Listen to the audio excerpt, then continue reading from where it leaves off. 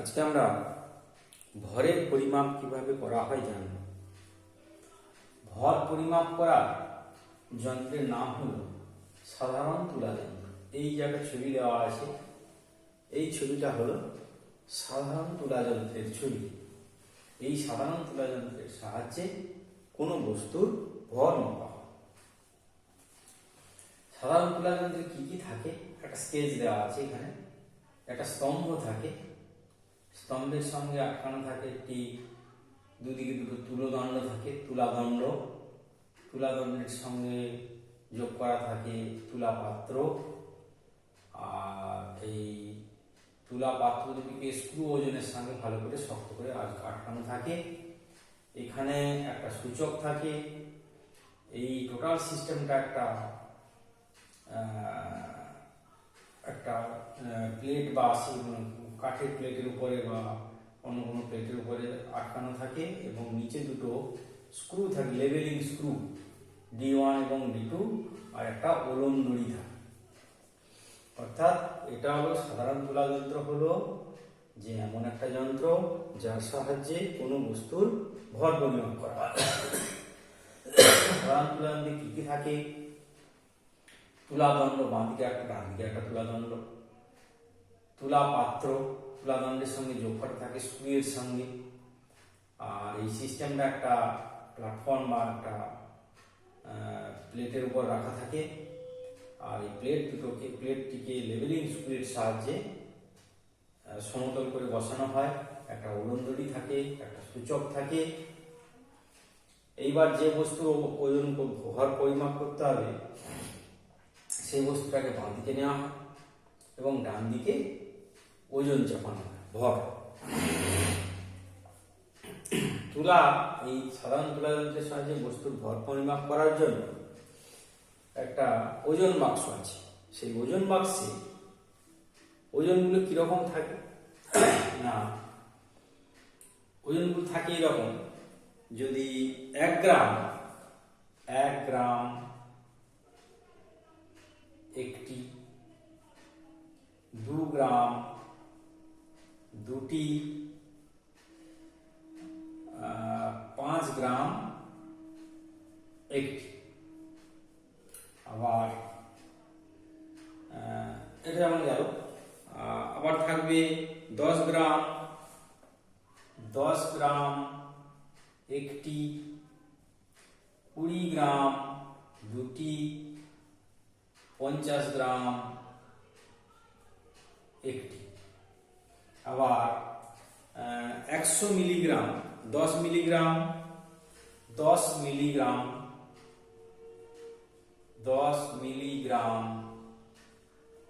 একটি,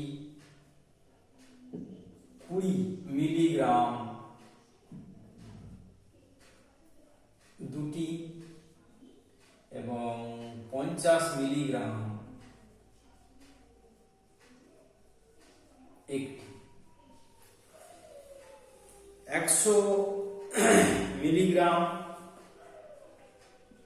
একটি, 200 মিলিগ্রাম দুটি এবং 500 মিলিগ্রাম একটি থাকে। এখানে ওজন বাক্সে যে ওজনগুলো রাখা থাকে আমরা দেখলাম যেখানে 1 গ্রাম একটা, 2 গ্রাম দুটো, 5 গ্রাম একটা, 10 গ্রাম একটা, 20 গ্রাম দুটি, 50 গ্রাম একটা, 10 মিলিগ্রাম একটি, 20 মিলিগ্রাম দুটি, 50 মিলিগ্রাম একটি, 100 মিলিগ্রাম একটি, 200 মিলিগ্রাম দুটি, 500 মিলিগ্রাম একটি।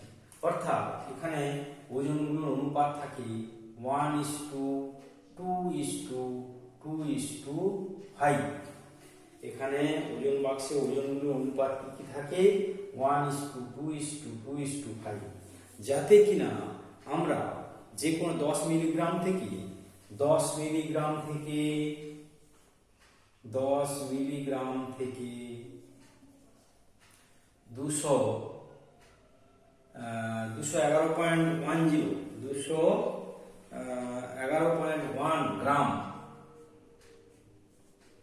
গ্রাম পর্যন্ত পরিমাপ করতে পারবে।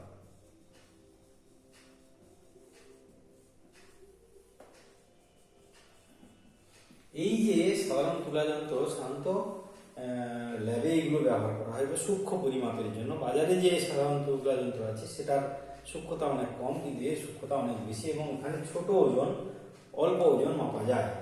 পরীক্ষাগারে যে সমস্ত স্যাম্পেল ব্যবহার হয় তাদের জন্য এটা ব্যবহার করা হয়। তাহলে ভর পরিমাপের যন্ত্রের নাম হলো সাধারণ তুলা যন্ত্র। আর তুলাদণ্ড থাকে, তুলা পাত্র থাকে, লেভেলিং স্ক্রু থাকে, ওজনদড়ি থাকে, সূচক থাকে। যখন তুলা পাত্র দুদিকে সমান সমান থাকবে তখন সূচকটা সোজাসুজি থাকবে। তুলা পাত্রে একটা বস্তু একটা ওজন দেওয়া হলো, যদি দুটো সমান সমান হয় তাহলে সূচকটা সমান সমান থাকবে। আর এখানে ওজন বাক্স থাকে, ওজন বাক্সে ওজনের অনুপাতগুলো 1:2:2:5 রাখা হয়। তার কারণ হচ্ছে যে কোনো ধরনের ওজন আমরা মাপতে পারি। যেমন ফর এক্সাম্পল 10 মিলিগ্রাম থেকে 211.10 গ্রাম পর্যন্ত আমরা সহজে এখানে পরিমাপ করতে পারি। এখানে এই টোটাল সিস্টেমটাকে একটা কাঁচের বাক্সের মধ্যে রাখা হয় যাতে এখানে হাওয়া না লাগতে পারে এবং তুলা পাত্রগুলো যাতে দুলতে না পারে। এবার হচ্ছে সাধারণ তুলা যন্ত্রের আবশ্যকীয় গুণ। সাধারণ তুলা যন্ত্রের আবশ্যকীয় গুণগুলো কি কি? আবশ্যকীয় গুণ,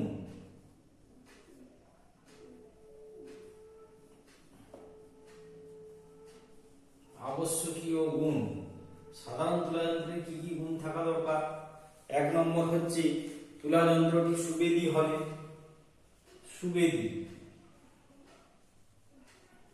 সুবেদী হবে মানে তুলা পাত্রে,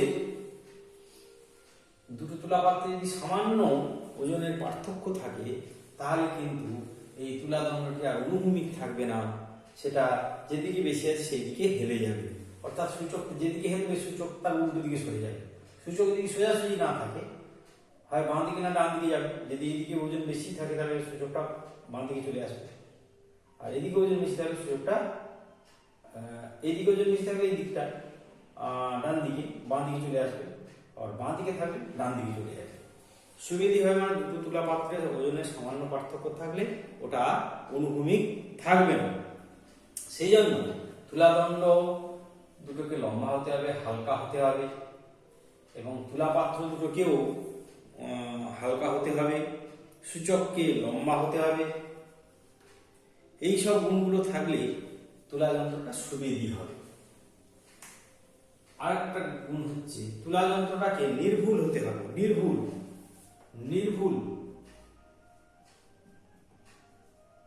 নির্ভুল হবে অর্থাৎ এখানে যদি তুলা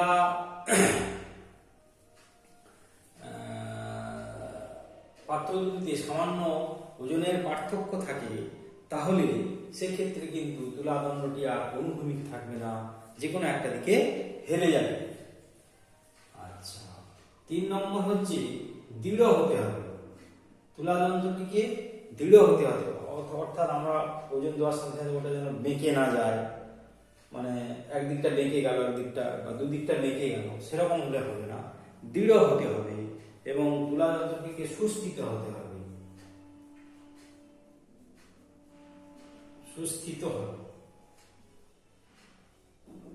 এই গুণগুলো ভালো তুলা যন্ত্রে থাকা দরকার। সুবেদী হতে হবে, নির্ভুল হতে হবে, দৃঢ় হতে হবে, সুস্থিত হতে হবে, যাতে বেশি না দোলে, সেই জন্য সেটাকে সুস্থিত হতে হবে এবং টোটাল ব্যবস্থাটাকে আমরা একটা কাঁচের ঘরের মধ্যে রাখি যাতে বাতাস না লাগে। এর সাহায্যে আমরা এই সাধারণ তুলা যন্ত্রের সাহায্যে পরীক্ষাগারে আমরা 10 মিলিগ্রাম থেকে 211.10 গ্রাম পর্যন্ত সহজে পরিমাপ করতে পারি। এই হলো সাধারণ তুলা যন্ত্রের সাহায্যে কোনো বস্তুর ভরের পরিমাপ। পাশে একটা ছবি আছে, দেখো, এই যেটা লেখা আছে স্প্রিং তুলা যন্ত্র। এই স্প্রিং তুলা যন্ত্রের সাহায্যে বস্তুর ভার মাপা হয়, এটাতে ভর মাপা হয়। স্প্রিং তুলা যন্ত্রের সাহায্যে বস্তুর ভার মাপা হয়। এখানে ভিতরে একটা স্প্রিং থাকে, এর একটা স্কেল লাগানো থাকে, একটা সূচক থাকে এবং এখানে উপরে একটা আংটা দিয়ে ঝুলানোর ব্যবস্থা থাকে, নিচে একটাও কপি কলের মধ্যে ওজন ঝুলানো হয়। এবার ওজন ঝুলালে এই সূচকটা যে স্কেলের যে দাগের সঙ্গে মিলবে সেটাই হবে বস্তুর ওজন। অর্থাৎ বস্তুর ওজন পরিমাপ করার যন্ত্রকে বলা হয় স্প্রিং তুলা যন্ত্র, আর বস্তুর ভর পরিমাপ করার যন্ত্রকে বলা হয় সাধারণ তুলা যন্ত্র। এইটা এবারে আমরা আয়তনের পরিমাপ, আয়তনের পরিমাপ করব। আয়তনের পরিমাপ করার জন্য কি কি লাগে না, আয়তন পরিমাপ করার জন্য লাগে আয়তন মাপক চোঙ, আয়তন মাপক চোঙ বা মেজারিং সিলিন্ডার, আয়তন মাপক চোঙ বা মেজারিং সিলিন্ডার।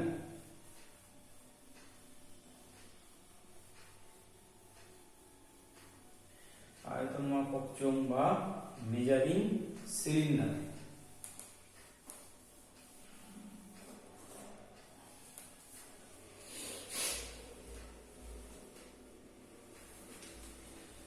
আয়তনের পরিমাপ,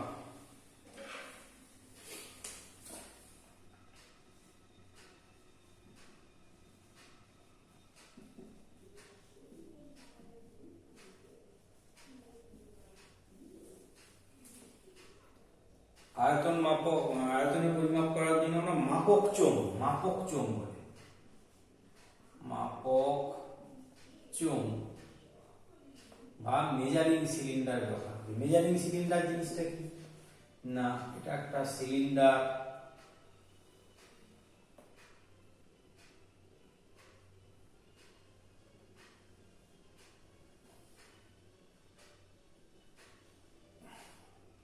এর গায়ে দাগ করা থাকে। মেজারিং সিলিন্ডারের গায়ে স্কেল অংশাঙ্কন করা থাকে। এই স্কেলের অংশাঙ্কন থেকে আমরা মনে করো এটা 1 সিসি,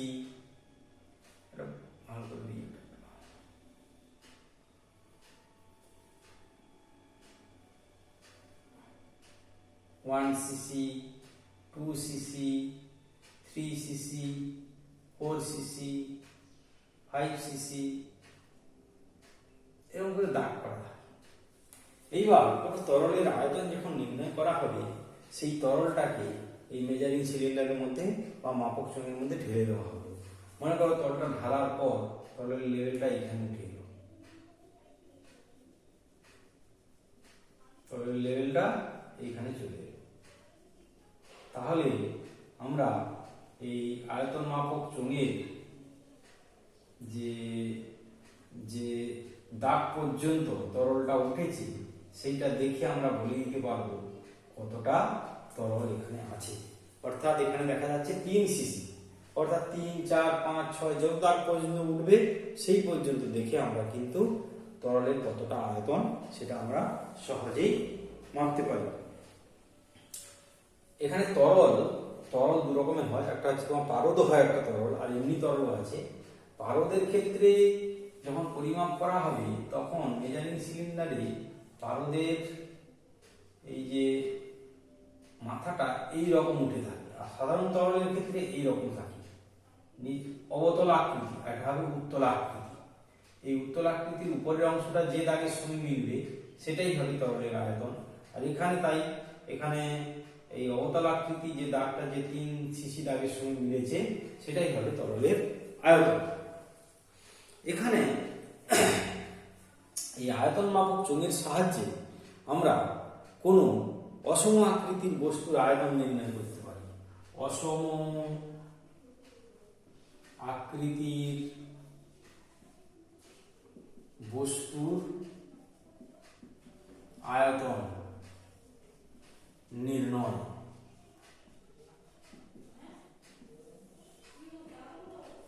কিরকম না, প্রথমে এই ধরো এইখানে একটা আয়তন মাপক চোঙ নেওয়া হলো, তার যেরকম করা আছে এবং দাগ করা আছে, তাতে মনে করো প্রথমে এই পর্যন্ত তরল আছে, ঠিক আছে। এরপরে আমরা কি করব না V1 পর্যন্ত তরল ঢেলে দেওয়া। এইবার যে অসম আকৃতির বস্তুটা আয়তন নির্ণয় করতে হবে সেই বস্তুটা মনে করো এইরকম একটা বস্তু, পাথর খণ্ড। সেটাই কি করা হবে, সুতোর সাহায্যে বেঁধে নেওয়া হবে। সুতোটাকে তরলে ভিজিয়ে নেওয়া হবে, সুতোর সঙ্গে এটাকে ভালো করে বেঁধে নেওয়া হবে। বেঁধে নেওয়ার পর এটাকে এই তরলের মধ্যে ডুবিয়ে দেওয়া হবে সুতোর সাহায্যে। তাহলে দেখা যাবে কি তরলের আয়তনটা কিছুটা উঠে আসবে, এই পর্যন্ত উঠে আসবে, ধরো V2। তাহলে এই পর্যন্ত উঠে এলো, তাহলে প্রথমে তরলের আয়তন ছিল V1, আবার বস্তুটাকে যখন তরলের মধ্যে সম্পূর্ণ ডুবিয়ে দিলাম তখন আয়তন হয়ে গেল V2। আর্কিমিডিসের সূত্র অনুযায়ী কোনো কঠিন বা তরল পদার্থ কঠিন পদার্থ থেকে তরলে নিমজ্জিত করলে সে তার সমান আয়তনে তরল অপসারণ করবে, তারপরে তরলের আয়তনটা V1 থেকে V2 হয়ে গেল। তাহলে বস্তুর আয়তন কত হবে? বস্তুর আয়তন সমান হবে V2 মাইনাস V1। এখানে V1 এর মান আমরা দেখে নিতে পারবো, V2 এর মানও আমরা দেখে নিতে পারবো। অর্থাৎ অসম আকৃতির বস্তুর আয়তন আমরা এই মেজারিং সিলিন্ডারের সাহায্যে সহজেই বা মাপক চুনের সাহায্যে সন্ধান করতে পারি। প্রথমে কিছুটা তরল নেওয়া হলো, তারপর সেই তরলে সুতোকে ভিজিয়ে নেওয়া হলো, সেই সুতো দিয়ে সেই অসম আকৃতির পাথরখণ্ডটাকে বাঁধা হলো, বেঁধে আস্তে আস্তে তরলের মধ্যে ডুবিয়ে দেওয়া হলো। তারপরে তরলের লেভেল কিছুটা বেড়ে যাবে, কেন না ওই কঠিন পদার্থ তার সময় আয়তনে তরল অপসারণ করবে। তারপরে V1 থেকে V2 হয়ে গেল। তখন এই আয়তনটা বাড়লো কি জন্য?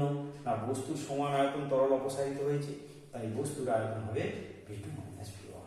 এইভাবে আমরা অসম আকৃতির বস্তু, যে সমস্ত বস্তুর আয়তন আমরা সহজ জ্যামিতিক আকার নেই, সেগুলোকে আমরা এই আয়তন মাপক চোঙের সাহায্যে নির্ণয় করতে পারি। আচ্ছা, এছাড়া এই বস্তুটার ঘনত্বও নির্ণয় করতে পারি। কিভাবে?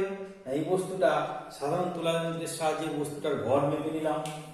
সাধারণত যদি বস্তুর ভর মনে করো m, আর আয়তনটা আমরা মাপলাম V2 মাইনাস V1, ঠিক আছে? তাহলে বস্তুর ঘনত্ব হবে m by V2 minus V1। প্রথমে সাধারণ তুলা যন্ত্রের সাহায্যে এই অসমাকৃত বস্তুটার ভরটা মেপে নিলাম, ভর মনে করো m, আর মাপনী চোঙের সাহায্যে বা মাপক চোঙের সাহায্যে আয়তনটা পেয়ে গেলাম V2 মাইনাস V1। তাহলে বস্তুর ঘনত্ব কত হবে? m by V2 minus V1। অর্থাৎ আয়তন মাপক চোঙ আর তুলা যন্ত্রের সাহায্যে আমরা যে কোনো বস্তুর ঘনত্ব নির্ণয় করতে পারি। আচ্ছা, এবার হচ্ছে সময়ের পরিমাপ। সময়ের পরিমাপ করার জন্য আমরা কি ব্যবহার করি? ঘড়ি ব্যবহার করি। ঘড়ির সাহায্যে আমরা সময় পরিমাপ করি। রিস্ট ওয়াচ আছে, দেওয়াল ঘড়ি আছে, স্টপ ক্লক আছে, বিভিন্ন ধরনের ঘড়ি আছে, ঠিক আছে? দোলক ঘড়ি, স্টপ ক্লক, এমনি ঘড়ি, রিস্ট ওয়াচ আছে, দোলক ঘড়ি আছে, স্টপ ক্লক আছে, স্টপ ওয়াচ বা স্টপ ক্লক। এই স্টপ ক্লকের ধরুন ঘড়ির সাহায্যে টাইম দেয়া, রিস্ট ওয়াচের সাহায্যে আমরা টাইম মাপি। এগুলো সাধারণত দেওয়ালে আটকানো থাকে দেওয়াল ঘড়ি, এমনি ঘড়ি আমরা হাতে পড়ি, তার সাহায্যে আমরা টাইম মাপি। আর স্টপ ক্লকটা কি কাজে লাগে? না, স্টপ ক্লকটা হলো কোনো একটা দৌড় প্রতিযোগিতা হচ্ছে, এবার রানটা স্টার্ট হলো, 100 মিটার দৌড়, 200 মিটার দৌড়। এবার যখনই শুরু হবে সঙ্গে সঙ্গে স্টপ ক্লকের একটা বাটন আছে, এটা আমরা টিপে দিলাম, তাতে সেকেন্ডটা ঘড়িটা স্টার্ট হয়ে গেল। যেই রানটা বন্ধ হলো সঙ্গে সঙ্গে আমরা আর পাশের বাটন টিপে দিয়ে সেটাকে বন্ধ করে দিলাম।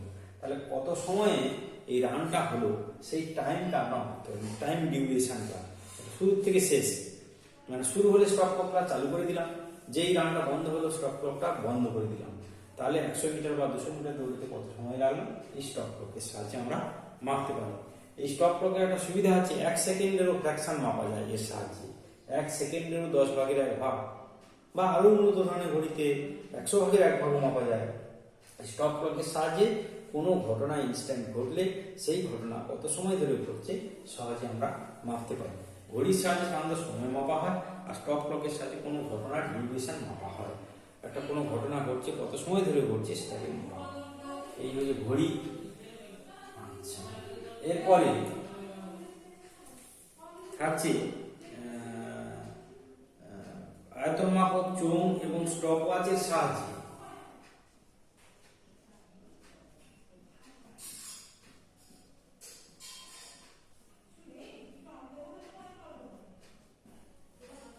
স্টপ ওয়াচ বা স্টপ ক্লক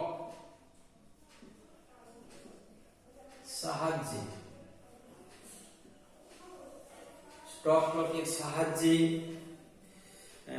কল থেকে জল পড়ার হার নির্ণয়।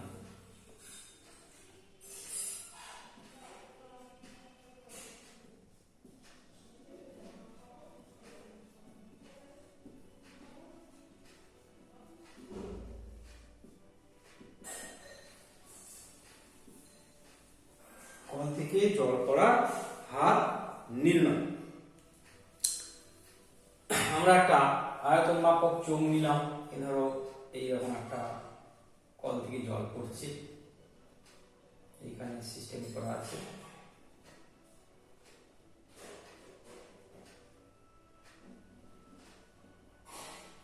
এইখানে আমরা একটা মাপক চোঙ নিলাম, মাপক চোঙে অংশাঙ্কন করা আছে। এইবার মাপক চোঙ নেওয়া হলো, একটা স্টপ ক্লক নেওয়া হলো। এবার এটাকে যেই স্টপ ক্লকের এই কল জল পড়ার কলটাকে যখন ঘুরিয়ে দিলাম তখন জল পড়তে শুরু করলো। মনে করো যখনই জলটা পড়তে শুরু করলো সেই সময় স্টপ ক্লকটা চালিয়ে দিলাম। মনে করো টি সময়ে, মনে করো টি সেকেন্ড সময়ে, মনে করি টি সেকেন্ড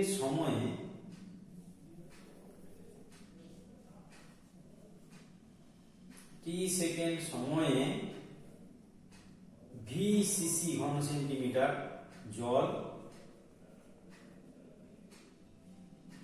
জমা হলো। অর্থাৎ আমি এই কলটা খুলে দিলাম, টি সেকেন্ড সময় দেখা গেল এই পর্যন্ত জলের লেভেলটা আছে ভিসিসি, এই পর্যন্ত জলের লেভেলটা উঠে এলো এবং সঙ্গে সঙ্গে আমি টাইমটা বন্ধ করে দিলাম। তাহলে জল পড়ার হার, জল পড়ার হার হবে V by T, V cc per second, V cc per second. অর্থাৎ ভিসিসি পার সেকেন্ড, প্রতি সেকেন্ডে কত ঘন সেন্টিমিটার জল পড়ছে। তার মানে প্রথমে কি করা হবে, একটা জল পড়ছে যে কলটা, সে কলের নিচে একটা আয়তন মাপক চোঙ রেখে দিলাম। রেখে দেওয়ার পর কলটাকে জল পড়ার জন্য ঘুরিয়ে দিলাম। জল পড়তে যেই শুরু করবে সঙ্গে সঙ্গে স্টপ ক্লকটা চালু করে দিলাম। ধরো আমরা একটা নির্দিষ্ট সময় টি সেকেন্ড পরে স্টপ ক্লকটা বন্ধ করে দিলাম এবং তাতে দেখা গেল যে টি সেকেন্ড পরে কলটা বন্ধ করে দিলাম, দেখা গেল যে মাপক চোঙে ভিসিসি পর্যন্ত জল ভর্তি হয়েছে। তাহলে টি সেকেন্ড সময়ে ভিসিসি জল জমা হয়েছে, তার মানে জল পড়েছে। তাহলে জল পড়ার হার হলো V by T cc per second, V by T cc per second. এইভাবে আমরা মাপক চোঙ এবং স্টপ ওয়াচ বা স্টপ ক্লকের সাহায্যে জল পড়ার হার আমরা নির্ণয় করতে পারি। এই হলো তোমাদের পরিমাপের চ্যাপ্টারের মোটামুটি একটা থিওরির আউটলাইন। তোমরা কোশ্চেনগুলো ভালো করে, বইটা ভালো করে পড়বে, কোশ্চেনগুলো ভালো করে দেখবে। হ্যাঁ, কোনো কিছু জানার থাকলে তোমরা আমাদের কাছ থেকে জেনেও নিতে পারো। হ্যাঁ, তো এই হলো প্রথম চ্যাপ্টারের থিওরি পোর্শন। ভালো করে পড়তে হবে বইটা, মোটামুটি একটা আউটলাইন দেওয়ার চেষ্টা আমরা করেছি এবং এক্সারসাইজগুলো দেখবে, তাহলে তোমাদের এই চ্যাপ্টারটা কভার হবে।